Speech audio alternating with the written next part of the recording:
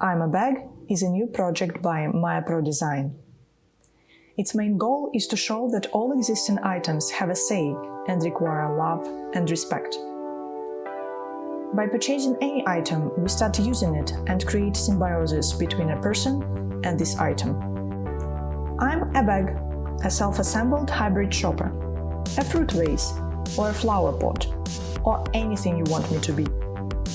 Take me to the supermarket and put all the fruit and vegetables into me.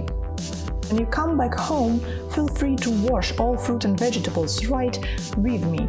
There is no need to take them out.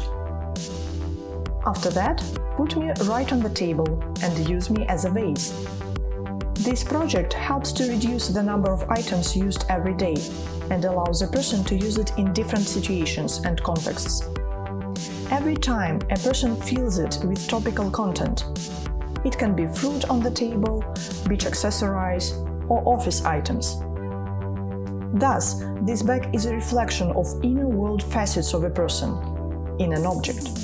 I'm a Bag will serve for a very long time and will always be clean. It can be disassembled into one sheet for long-term storage. MayaProDesign Studio products are self-assembled accessories which are produced with love and with emphasis on energy and resource-saving technologies.